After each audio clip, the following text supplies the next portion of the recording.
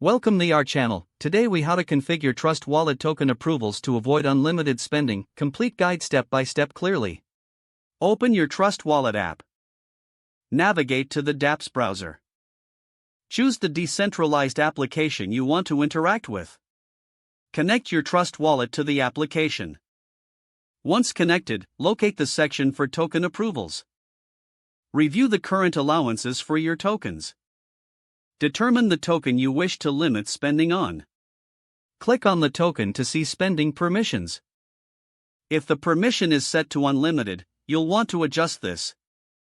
Select the option to edit or manage token allowances. Specify the maximum amount you want to allow for spending. Confirm your changes by clicking on Approve or Confirm. Wait for the transaction to process.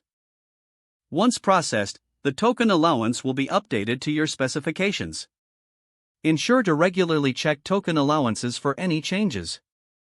Repeat this process for other tokens as needed to maintain security. Make sure to log out of the dApp after completing your transactions. Close your Trust Wallet app when finished to maintain security. If the page does not load, refresh the browser or try again in a private or incognito window. Make sure you are using the correct email address, then retype it carefully to avoid small typos. If your password is not accepted, use the reset option and create a new strong password you can remember.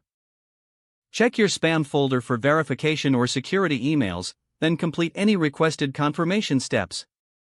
Enable two-factor authentication if available to improve account security and reduce unauthorized access risk. After signing in, review your profile details so your contact information and settings are accurate and current. If you see an error message, note it down and try again after restarting your device and internet connection.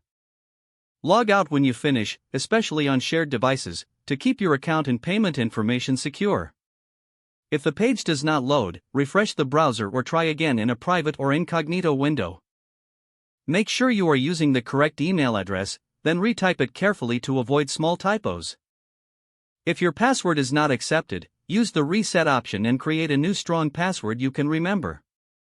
Don't forget to like this video and subscribe to our channel for more step-by-step tech guides.